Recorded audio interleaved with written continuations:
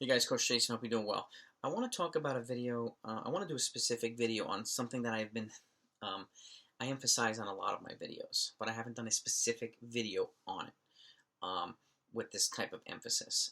And that is making sure that you or your athletes are training in the right or the appropriate pace ranges based on your current fitness, not your goal, your current.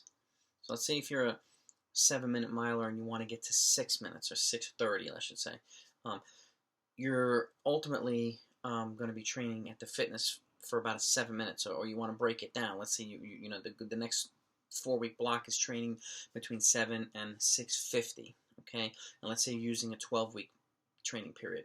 Okay, and then you test your fitness along the way.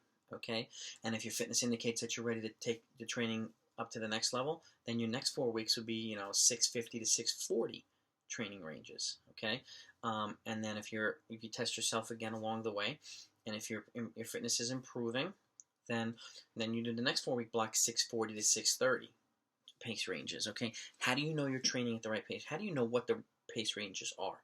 Okay, and what's the point of them? Well, I've done 2 videos, and I'm going to put them in the description down below. If you haven't seen them, I highly encourage you to watch them. Okay, one has to do with a 1-mile time trial. Okay, and 1-mile time trial gives you a lot of data. It tells you about your current fitness and your abilities, for longer races and shorter races. Okay, and it'll tell you if you're closer to the shorter stuff than you are the longer stuff based on your 1 mile. Then it's a sign that you need to modify or increase your aerobic training. Okay, and on the flip side, if you're closer to the long races like 3K, 5K equivalent than you are the shorter races like 800, 400, then that's a sign that speed development needs to have a little bit more emphasis in training. That's what the 1-mile time trial does. It tells you kind of where your current abilities are and how to modify your training. And then another video that I have is setting the right training paces based on your 1-mile time trial. I've done everything from 8-minute mile all the way down to 4-minute mile. If you're going to watch these videos, watch the entire video. Don't just pause it and write things down, okay? Because you're going to miss important information, okay? I take a lot of time to do these videos, and I'm emphasizing this because I don't want you to miss out on information that could help you or help your athletes along the way. So I encourage you to not only watch this whole video, but watch the 1-mile time trial video and watch the setting the right training paces based on your 1-mile time trial video, okay? Based on your 1-mile time trial. And it's good to do a 1-mile time trial. I encourage folks to do it along, all throughout the year. Even if you're training for the marathon or whatnot, there are other things that you can do too. You can do a 5K time trial or a 10-mile time trial. That's probably a little bit more in line with, where your marathon fitness is. But the good thing about a 1-mile time trial is if you have a well-balanced training program, and what I mean is multi-paced, because even if you're training for the marathon, you should be doing stuff at mile pace, 5K pace, 3K pace, 10K pace, as part of a speed development component, which will in turn make you more efficient for the longer stuff, okay? And as the races get longer, energy efficiency becomes that much more prevalent, that much more important, okay? Less wasted energy, particularly in races that are half marathon and marathon, is very, very important. Okay, you want to make sure that your stride pattern is efficient. You want to make sure that you're getting the appropriate lift. You have the appropriate flexibility routine. I'll actually put that in the video down below as well. A running specific stretch routine. Okay, that it will change your life if you haven't done it yet. All right, there's 2 of them I'll put in the video down below. But the 1-mile time trial sets things up for you in a nice way so that you can transition upward relatively easily, because you could also use your 5K equivalent based on your 1-mile time trial to kind of transition upward as well. But these things tell you along the way that whether you're training in the right pace ranges. Now, I keep emphasizing this, and I cannot stress this enough. Okay, training the right. One of the biggest reasons for training in the right pace ranges, even if you're in a group of 5 or 10 athletes, which is great, at some point, you'll be pulled along, and sometimes it just happens. You're pulled along by default because you haven't been doing enough, and you're coming from maybe a lower volume to a little bit of a higher volume, and you're going to be dragged along the way. And one of the big transitions from high school to college is the paces of the runs are just faster. Okay, and you're training with a lot more guys and a lot more girls that are just fast, and you'll get dragged along by default. But it's important to do things like your workouts and stuff like that, whether it be tempo runs or mile repeats or 800-meter repeats or whatever, at the appropriate training pace ranges based on your current fitness for recovery. Okay, because you are not going to recover the same way that someone else quite faster than you are. So if you're that 7-minute miler and you're looking to get down to 6:30 as your next kind of short-term goal, you're not going to recover the same way as 6-minute people or 6:30 people trying to get down to 6 minutes, or 6-minute people trying to get down to 5:30. The recovery component's different if you're training at their paces. So it's important that you're training at your paces based on your fitness so that you can continue to progress, okay? Because at some point, and again, it doesn't happen to everybody, but I've seen it happen far too often. If you're training way beyond your capability, your current fitness or your current capabilities, the chances of you getting sick or hurt or both increase dramatically. Okay, and that's the last thing you want to do, because then it's a setback, and if you have to miss a bunch of days for getting hurt and whatnot, if you have to cross train a bunch of days, or if you're sick, it sets you back, right? And then you're having to start, because if you come back from being sick for 5 to 7 days, even if if you've been training lightly or easily, but on any day with a fever should be an off day, period. Okay, but if you have a cold, you can train. It just has to be abbreviated. But that doesn't mean jump right back into the top 7 group when you come back. You have to make sure that you're healthy enough and make sure that you transition backward no matter what you do. Okay, but that's the point of this video, to make sure that you're training in the right pace ranges. Okay, and that's no matter what you're training for. 800 meters, mile, 5K, half marathon, 10K, whatever it is.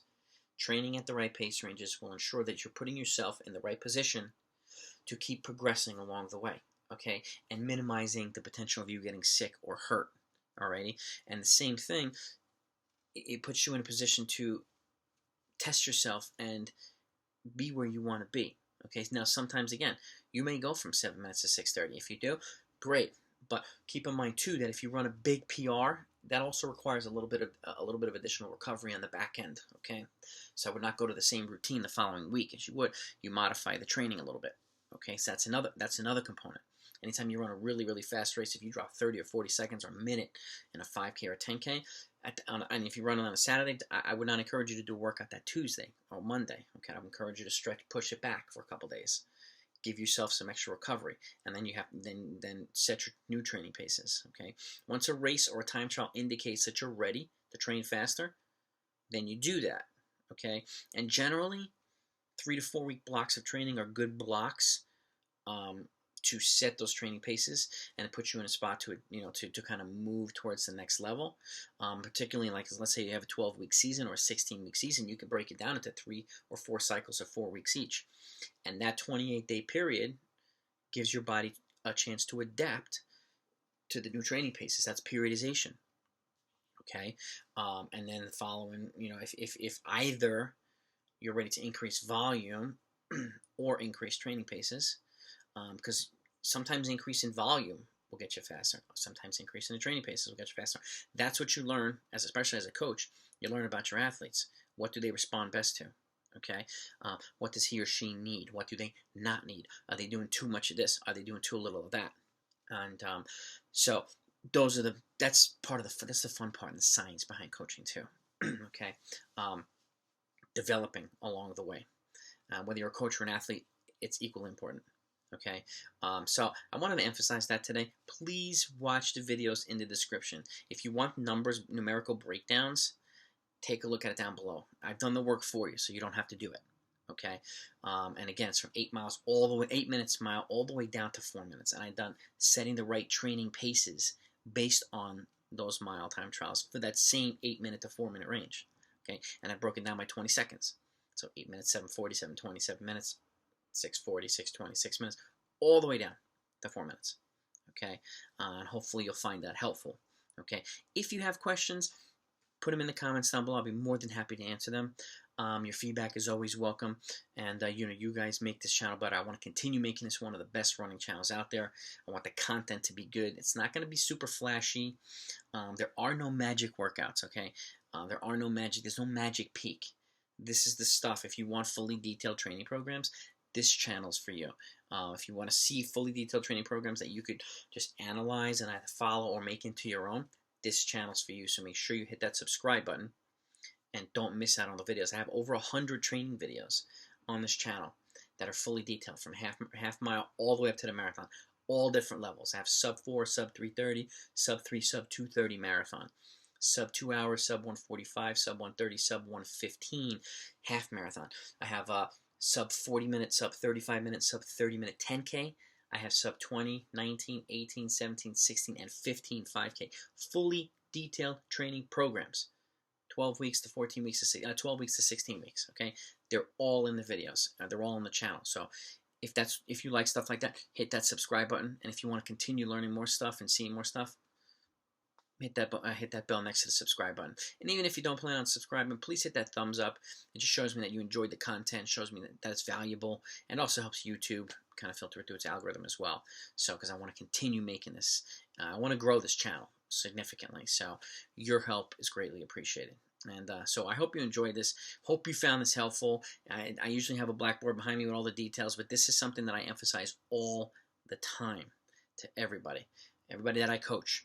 And I'm a USATF certified coach. I'm a former competitor and a coach of the last 20 years. I have competed and coached at the high school, college, and post-collegiate level. I'm also a Wharton certified musculoskeletal and flexibility therapist. I emphasize this in my videos too, so you know who the heck I am. I don't have the fame like Alberto Salazar or Joe Vigil or Jack Daniels or Renato Canova, these famous coaches, Marcus O'Sullivan. I'm not there yet. Say I'm kind of on my way.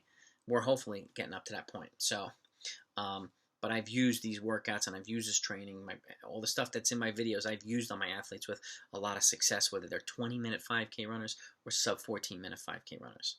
Okay, so I think you'll find them beneficial or educational at the very least.